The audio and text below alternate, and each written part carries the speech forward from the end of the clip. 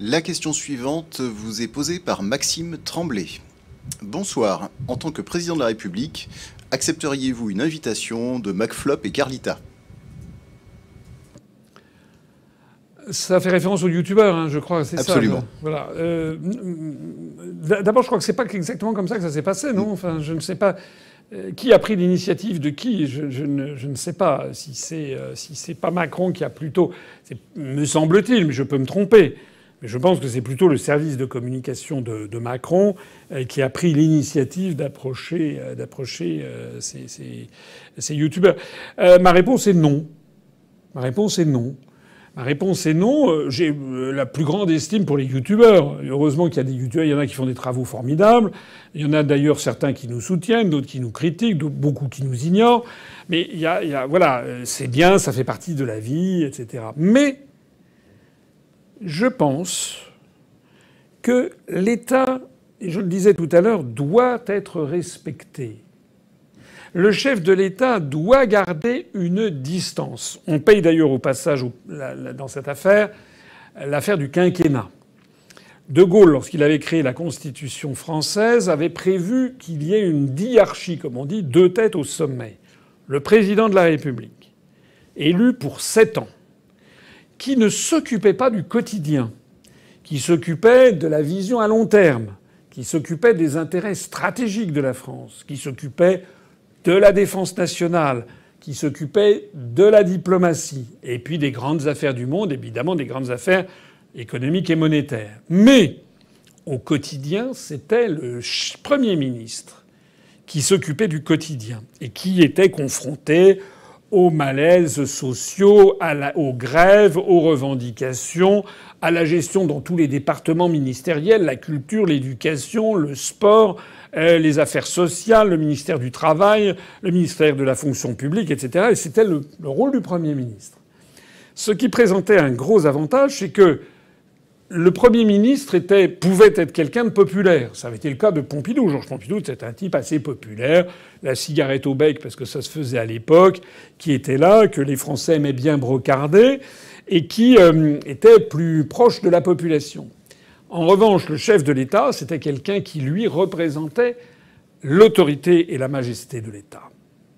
Et ce que l'abandon du septennat, le quinquennat, a fait que les deux têtes de l'exécutif se marchent sur les pieds.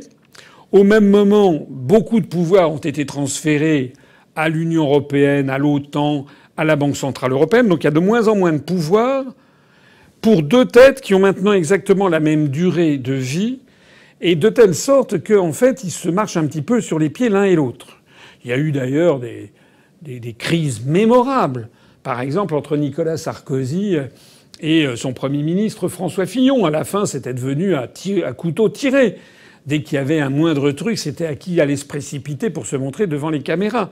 Tout ça n'est pas raisonnable. Et là, je pense que sur une question comme celle-ci, par exemple, on pourrait admettre que le Premier ministre puisse avoir un débat avec des youtubeurs, mais il faut préserver l'autorité de l'État. Et pourquoi je dis ça? Parce que le poisson pourrit par la tête, comme disent les Chinois. Lorsque M. Macron fait son sketch dans les jardins de l'Élysée, d'abord, enfin, je sais pas, chacun réagit comme il le voit. Moi, personnellement, je trouve que ça sonne faux. Par moments, on voit que M. Macron a le regard, il y a de la peur dans son regard. On a l'impression qu'il est là, il veut bien faire, il veut. C'est un spectacle qui est assez pathétique, en fait. En fait, on a l'impression qu'il est en train de faire je sais pas quoi, de se vendre comme ça. Mais est-ce qu'il pense que les jeunes sont comme ça? D'abord, les jeunes, ça veut rien dire. C'est comme les vieux. Vous avez de toutes les catégories de la population qui, à un moment, sont jeunes, à un moment, sont vieilles. Vous avez des jeunes de droite, d'extrême droite, de gauche, d'extrême gauche. Vous avez des jeunes urbains, des jeunes citadins, des jeunes paysans. Vous avez des jeunes ouvriers, des jeunes employés. Vous avez des jeunes qui sont sur les marchés financiers. Donc c'est une catégorie qui ne veut pas dire grand-chose. Mais je trouve que ça n'est pas respecter les gens que de les catégoriser comme ça. Un chef d'État, il est là pour faire respecter l'autorité de l'État. Lorsque vous avez un chef d'État qui trouve formidable qu'on vienne faire des galipettes sur le gazon de l'Élysée, c'est-à-dire que d'une certaine façon, ça revient à tourner en dérision le protocole et la majesté de l'État. On pourrait aussi concevoir de taguer sur les façades de l'Élysée. Mais qu'est-ce que c'est au final le message qui est transmis?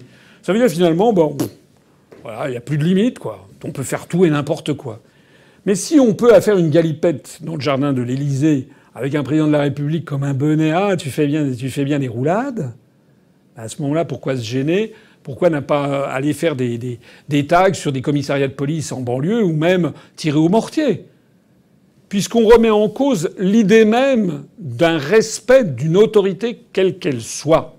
Et c'est pour ça que personnellement, jamais je ne ferai ça. Je considère au contraire qu'il faut rétablir l'autorité de l'État. Et pas par un narcissisme, un monarchisme mal compris. Non, parce que c'est ça qui rend libre. Ce qui rend libre, c'est justement avoir des lois qui sont respectées. C'était une fameuse parole, je crois, de Lamennais qui avait dit ça au XIXe siècle, en disant que c'était la liberté qui opprime et la loi qui affranchit. La liberté de tout faire, en fait, c'est l'oppression. C'est l'oppression des plus faibles, des plus pauvres. Si quelqu'un, c'est ce qui se passe à Stalingrad, c'est ce qui se passe dans certaines banlieues. Si on a le droit de tout faire, si on a le droit de faire du trafic de drogue, etc., au définitif, c'est qui est pénalisé? C'est pas les plus riches, ils sont dans des quartiers très très bien sécurisés, etc. Non, les premiers à victimes, ce sont ceux qui habitent dans les quartiers en question. Ce sont souvent parmi les plus pauvres des Français. La liberté qui opprime et la loi qui affranchit, avait dit Lamennais, c'est quand même très forte pensée. La loi doit être respectée, et pour que la loi soit respectée, il faut que l'État soit respectable. Et pour que l'État soit respectable, il faut que son premier magistrat soit respectable. Et quand je dis respectable, ça ne veut pas dire quelqu'un qui va envoyer la police, comme le fait Macron par ailleurs, parce qu'il joue copain-copain, mais dès qu'il sort à l'extérieur, il est entouré de compagnies de CRS, et puis lorsque les gens manifestent, les gilets jaunes en savent quelque chose, il se livre à des exactions avec des éborgnés, des gens qui sont mutilés à vie. Voilà le copain-copain de M. Macron. C'est d'une hypocrisie dingue. Non, un chef d'État respectable, c'est quelqu'un qui est respectable par l'autorité naturelle qu'il dégage, par la connaissance des dossiers, par l'expérience, par le bon sens, par la bénévolence qu'il a pour le peuple français. Un chef d'État respectable, c'est quelqu'un dont les Français constateraient, par exemple, lorsqu'il rencontre tel ou tel chef d'État, qu'il fait d'abord prévaloir les intérêts de la France. Que ce soit face au chancelier d'Allemagne ou à la chancelière, face au président des États-Unis, face au président de la Russie. Quelqu'un qui soit là également pour imposer à toute une oligarchie financière qui gagne des sommes énormes. On a vu c'est indécent de voir l'augmentation des grandes fortunes de France en 2020. C'est absolument indécent. Il faut donc avoir un chef d'État qui ait l'autorité nécessaire pour imposer aux plus grandes sociétés françaises qu'elles payent un impôt juste pour participer à l'effort collectif. C'est ça que les Français attendent, et les jeunes notamment. Parce que si vous avez un chef d'État qui supprime le CICE, qui fait payer Google, qui fait payer les GAFAM, qui fait payer les grandes entreprises françaises, qui leur fait payer des taxes significatives, et qu'un chef d'État qui tient la dragée haute à tel ou tel responsable politique étranger, qui fait prévaloir le droit international, qui fait prévaloir le droit de la France et l'intérêt des Français, je peux vous dire qu'il n'y a pas besoin de faire des galipettes dans le truc.